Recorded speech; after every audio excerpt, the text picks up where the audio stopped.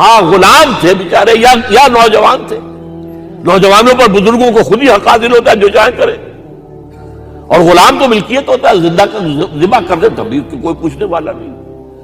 تو جو بیت رہی تھی بلال پر، ابو فقیہ پر، زنیرہ پر، جو ان پر بیت رہی تھی، جو خباب پر بیت رہی تھی، جس طرح ہلاک کیا گیا ہے حضرت سمیہ کو، حضرت یاسر کو، یہ ساری تکلیفیں انہیں بھی تھی. لیکن کیا اس کا یہ بالواسطہ ایذا محمد کے لیے نہیں تھا صلی اللہ علیہ وسلم. آپ کے ساتھی آپ کی جانثار ہیں، لیکن آپ ان سے بھی کیا کہیں، فصبروا فصبروا فصبروا. جب ابو جہل بدترین ٹارچر کر رہا تھا حضرت سمیہ اور حضرت یاسر کو رضی اللہ تعالی عنہما، آپ کے علم میں ہے کیسے کیسے ٹارچر کیے. جوان بیٹے کو باندھ دیا ایک ستون کے ساتھ، اس کی نگاہوں کے سامنے برہنہ کیا ہے ماں کو.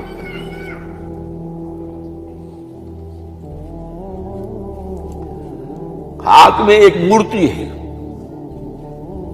جب تنگ آ گیا، ستا کر تنگ کر کے مار مار کے حضرت سمیہ ٹس سے مس نہیں ہو رہی.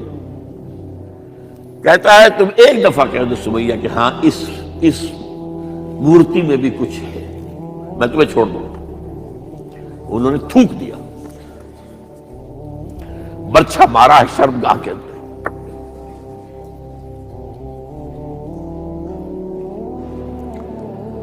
کتنی تکلیف پہنچی ہوگی حضور کو. لیکن آپ گزر رہے. اصبروا یا آل یاسر فإن موعدکم الجنہ.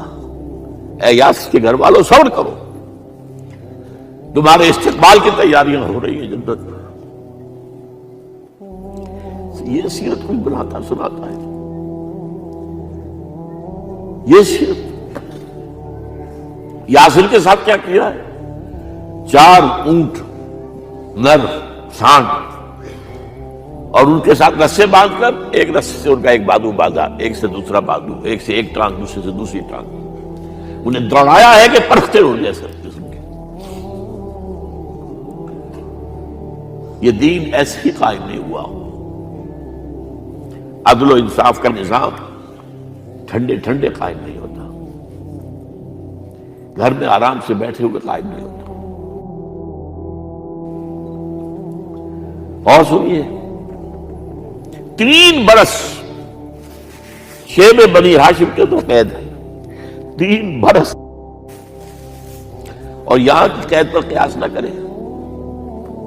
یہاں تو جیل میں کھانے کو ملتا ہے، راشن ملتا ہے، جیسا بھی ملتا تو ہے نا. اور لیڈروں کے لیے تو class A class B class ہے. تو ان کا تو لیڈر تو لوگ جب آتے ہیں جیل کاٹ کر معلوم ہوتا ہے کہ شاید کسی صحت افزا مقام سے تشریف لا رہے ہیں. وہاں کیا تھا؟ Total boycott. ایک گھاٹی، ادھر پہاڑ ادھر پہاڑ، دونوں طرف جو ہے پہرے.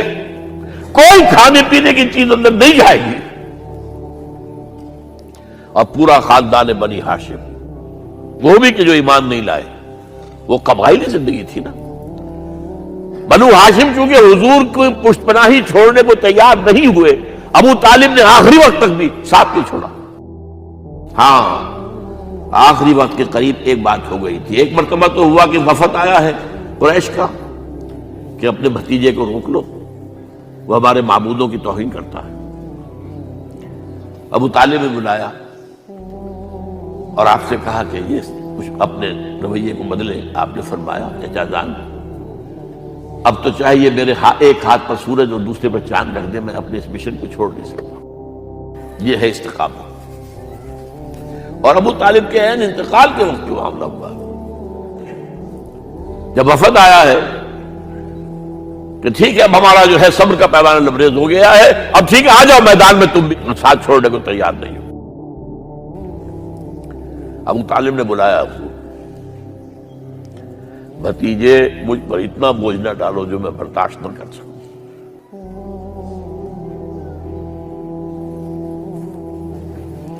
حضور کی آنکھوں میں آنسو آ گئے. چچا جان اب تو یا یہ بات بری ہوگی یا میں اپنے آپ کو ختم کر دوں، اسی میں ختم ہو جاؤں. 12 شیب بنی ہاشم میں 3 برس اس حال میں گزرے ہیں ٹوٹل بائیکاٹ، کوئی کھانے پینے کی نہیں۔ کچھ لوگ تھے شریف النفس، مثلاً حکیم بن حزام تھے رضی اللہ تعالیٰ، اور بعد میں ایمان لے آئے۔ حضرت خدیجہ کے وہ رشتہ دار تھے، وہ پہاڑ پر چڑھ کر ایک طرف سے رات کی تاریکی میں، دونوں دروازے تو بند ہیں، پہاڑ پر چڑھ کر چوٹی سے نیچے اتر کر کوئی چیزیں کھانے پینے کے لے آئے بس صلی اللہ علیہ وسلم۔ کوئی اور ایک آدھ ہوگا ایسا۔ یہاں تک نوبت آئی ہے کہ بنی ہاشم کے یہ پھول جیسے بچے معصوم بھوک سے بلبلا رہے ہیں، اور اس کے سوا کچھ نہیں ہے کہ سوکھے چمڑے ابال کر اس کا پانی ان کے حلق میں ٹپکا دیا جائے۔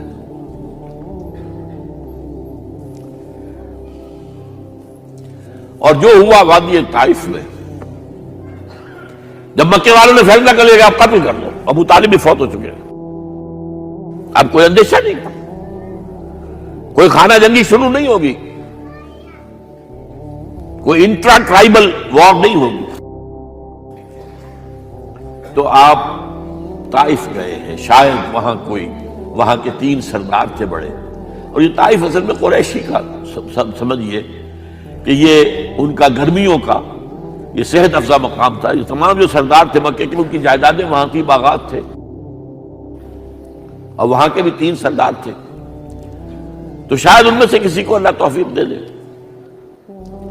وہاں گئے ہیں اور صرف ایک ساتھ ہیں، حضرت زید بن حارثہ، حضرت ابو بکر بھی ساتھ نہیں تھے، سائے کی طرح ساتھ رہنے والا بھی ساتھ نہیں تھا۔ وہاں جا کر جو آپ نے تینوں سے بات کی ہے، تینوں نے وہ باتیں کہی ہیں جو کلیجے کو چیر جائیں۔ تمہارے سوا کوئی اللہ کو نہیں ملا تھا رسول بنانے، جاؤ چلے جاؤ۔ ایک کہتا ہے فوراً چلے جاؤ یہاں سے، اس لیے کہ ہو سکتا ہے کہ تم سچے ہو تو کہیں میں تمہاری توہین نہ کر دوں، اور یہ بھی ہو سکتا ہے تم جھوٹے ہو تو جھوٹے کو میں منہ نہیں لگانا چاہتا۔ 3 دن کی یہ سختی، اور اس میں کیا ہو رہا ہے، اسٹریٹ ارچنز جو کہلاتے ہیں ہمارے ٹھوکرے گلیوں کے، انہیں اشارہ کر دیا ذرا ان کی خبر لو، اب وہ پتھراؤ کر رہے ہیں۔ جیسے ہمارے ہاں کوئی آ جاتا ہے، کوئی نیم پاگل یا کوئی اور کسی طرح کا مست قسم کا آدمی، اور اس کے اوپر چھوکرے چاروں طرف ہوں اور کچھ ستا رہے ہوں، یہ نقشہ تھا، اور طائف کی گلیاں تھیں، اور محبوب رب العالمین تھے۔ ادھر سے پتھر آ رہے ہیں تو زید بن حارثہ رکاوٹ بن گئے، لیکن پیچھے سے آ رہے ہیں، وہ کیسے روکیں گے؟ پیچھے جاتے تو ادھر سے آ رہے ہیں۔ جسم لہو لہان ہے، خون رس رس کر زخموں سے جوتیوں میں آ کے جم گیا ہے۔ پھر وہاں سے آپ نکل کر گئے ہیں، ایک باغ میں تھوڑی سی پناہ لی ہے تھوڑی دیر کے لیے، جوتے بڑی مشکل سے اترے ہیں، خون جمع ہوا، اور وہ جو پھر دعا نکلی ہے آپ کے، وہ کلیجے کو چیر جانے والی ہے۔ اللہم الیک اشکو ضعف قوتی وقلت حیلتی وحوانی علی الناس، اے اللہ تیری جناب میں فریاد لے کر آیا ہوں، اپنی قوت کی کمی کا، اپنے وسائل کی کمی کا، اور لوگوں میں جو رسوائی ہو رہی ہے۔ الی من تکلنی الی بعید یتجہمنی او الی عدو ملکت امری، مجھے کس کے حوالہ کر دیا ہے؟ مجھے دشمن کے حوالے کر دیا جو چاہے میرے ساتھ کر گزرے۔ فریاد ہے کہ نہیں؟ بڑی زوردار فریاد ہے، بڑی زوردار، لیکن پھر مقام عبدیت کا ظہور ہوتا ہے۔ ان لم یکن علی غضبک فلا ابالی، اے اللہ اگر تو ناراض نہیں ہے، مجھے اندیشہ یہ ہو گیا کہ کہیں تو ناراض تو نہیں ہو گیا ہے، کہیں تو نے میرا ساتھ تو نہیں چھوڑ دیا ہے۔ اگر تو ناراض نہیں تو مجھے کوئی پرواہ نہیں، جو ہو سو سر تسلیم خواہ جو مزاج یار میں آئے۔ واپس آئے ہیں تو مکے میں داخل نہیں ہو سکتے تھے، وہاں تو قتل کا فیصلہ ہو چکا۔ باہر ہی آپ نے ڈیرا لگایا، زید بن حارثہ کو بھیجا، فلاں شخص کے پاس جاؤ کہ تم اگر امان میں لے لو محمد کو تو محمد آ جائیں، میں تو میری یہ پوزیشن نہیں ہے، میں قریش کے مقابلے میں امان نہیں دے سکتا۔ دوسرے کے پاس بھیجا، اس نے بھی کچھ ایسے جواب دے دیا۔ تیسرے کے پاس جب گئے حضرت زید، مطعم بن عدی، اس نے کہا ٹھیک ہے، میں امان دیتا ہوں محمد کو، وہ آ جائے مکے میں۔ حضور سے آگے کہا، حضور نے فرمایا نہیں جا کر کہو، آ کر لے کر جا۔ کیوں؟ کیا پتا اچانک جو ہے میرے داخل ہوتے ہی کوئی مجھ پر حملہ کرے، قتل کر دے۔ وہ تو یہ کہہ سکے کہ ابھی کیا پتا تھا کہ مطعم نے جو ہے امان دی ہے، I never knew it۔ اب یہ قبیلے کے اندر یہ ہوتا تھا کہ ایک نے امان دے دی، سب کی طرف سے امان۔ لہذا حضور نے فرمایا آ کر لے کر جاؤ۔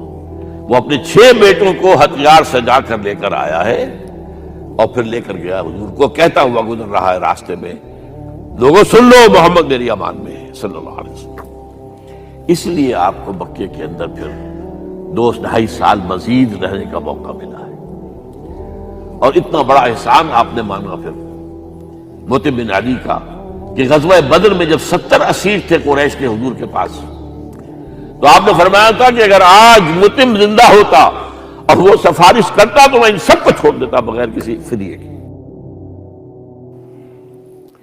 بہرحال یہ چند باتیں میں نے آپ کو بتائی، باقی تو یہ کہ غار ثور ہے کیسی کیسی، اور پھر غزوہ بدر سے پہلے کی رات ہے، اور وہ آپ کا زندگی کا طویل ترین سجدہ ہے۔ اس میں جہاں تک یہ الفاظ بھی آپ نے کہہ دیا، اللہ اگر کل یہ جو 313 یہاں جمع ہیں اگر یہ ختم ہو گئے تو پھر قیامت تک تیرا نام لینے والا کوئی نہیں ہوگا، میں آخری رسول ہوں، میری یہ 15 برس کی کمائی ہے۔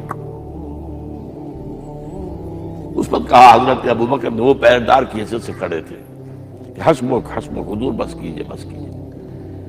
بہرحال بدر ہے، احد ہے، زخمی ہوئے ہیں، دندان مبارک شہید ہوئے ہیں، خون اتنا بہا ہے کہ بے ہوش ہو گئے ہیں، اور خبر اڑ گئی ہے کہ آپ شہید ہو گئے۔ یہ سب کچھ، اور سب سے بڑھ کر حمزہ کی لاش سامنے آئی۔ کیسی لاش؟ ناک کٹی ہوئی ہے، کان کٹے ہوئے ہیں، پیٹ چاک کر کے کلیجہ چبایا ہوا ہے۔ کس طرح برداشت کیا ہوگا آپ نے؟ اپنے اوپر تاری کر کے دیکھیں، یہ حمزہ کون ہے؟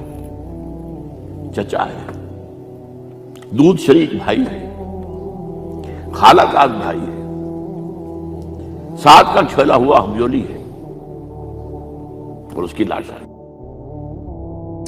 جو قلب اطہر پر بیت رہی تھی وہ مدینے میں آ کر ایک ہرا ماحول بدلا ہوا تھا، تب وہ بات سامنے آ گئی۔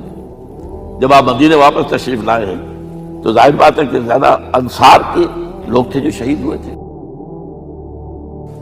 بدر میں مہاجرین تو میرے خیال 4تھائی تھے نمبر کے اندر، 3/4 تو انصاری تھے۔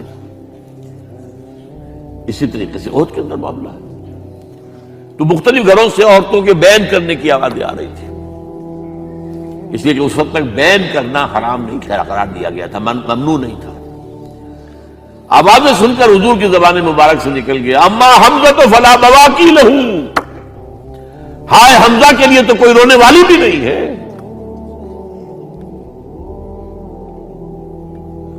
اس پر پھر صحابہ نے، انصار نے اپنے ہاں کی خواتین کو حضرت صفیہ کے ہاں بھیجا، وہ سگی بہن تھی، وہاں انہوں نے جا کے بھی تعزیت کی بہن کی۔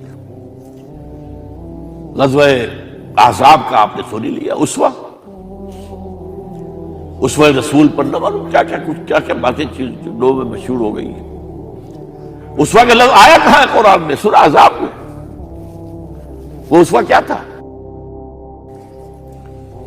جب خندق کھودنے کا فیصلہ ہوا ہے تو خندق کھود رہی ہے، حضور بھی لگے ہوئے ہیں، بھاری بھاری پتھر اٹھا کر کندھے پر لا کر باہر پھینک رہے ہیں، پتھریلی زمین تھی،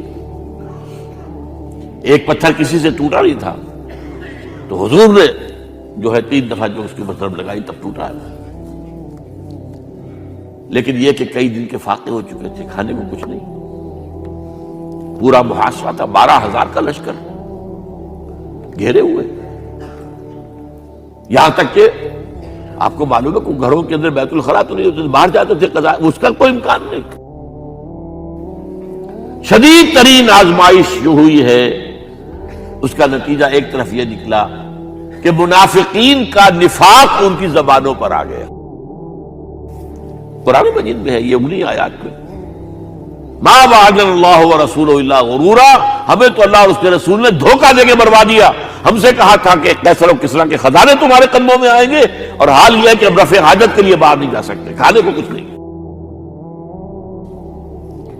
اس وقت کچھ صحابہ آئے ہیں حضور صلی اللہ علیہ وسلم سے، دیکھیے فاقے سے کمر دوہری ہوئی جا رہی ہے، ہم نے اپنے پیٹوں پر پتھر باندھے ہوئے، چادروں کے ساتھ پتھروں کسا ہوا تاکہ کمر سیدھی رہے۔ حضور نے اپنا کرتا مبارک اٹھا کر دکھایا، 2 پتھر بنے ہوئے۔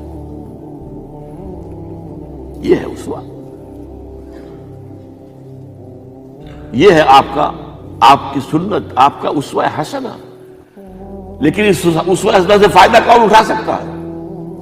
لقد كان لكم في رسول الله اسوة حسنة لمن كان يرجو الله واليوم الآخر وذكر الله كثيرا۔ اسوہ تو اپنی جگہ ہے، قرآن میں ہدایت سب کے لیے، ہدی للناس، لیکن فائدہ اٹھائیں گے صرف متقین، ہدی للمتقین ہے سب کے لیے، اسوہ سب کے لیے ہے، لیکن استفادہ وہی کر سکے گا جو 3 شرطیں پوری کرے: اللہ اور یوم آخر پر ایمان، اور اللہ کا ذکر کثرت کے ساتھ۔ بہرحال یہ میں نے آپ کے سامنے اس حوالے سے رکھا ہے، یہ اسوہ جو ہے حضور کا، یہ ہم پر اتمام حجت ہے۔ دیکھیے نوٹ کیجئے، پوری نوع انسانی پر اتمام حجت، اسلام کا نظام عدل اجتماعی جو قائم کر کے دکھا دیا، حجت قائم ہے۔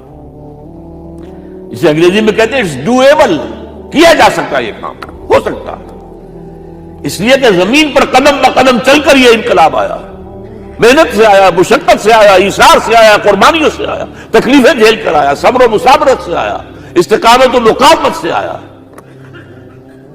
یہاں پر معجزوں کی کار فرمائی نہ ہونے کے برابر ہے۔ یہاں دھوپ سے بچانے کے لیے کوئی اللہ نے صاحبان نہیں دیا، ظل اللہ علیکم الغمام، اور بھوک سے بچانے کے لیے بند و سلوار نازل نہیں ہوئے۔ غزوہ تبوک میں ایسا بھی ہوا ہے کہ 3 مجاہدین کا 24 گھنٹے کا راشن ایک کھجور، ایک نے منہ میں رکھی، کچھ چوس لی، کچھ گلوکوز چلا گیا اس میں سے، دوسرے کو دے دی، اس نے چوس لی، پھر تیسرے کو دے دی۔ من و سلوار نازل نہیں ہوئے۔ محنت، مشقت، ایثار، قربانی، صبر، مصابرت، استقامت، مقاومت، یہ ہے اسوہ رسول۔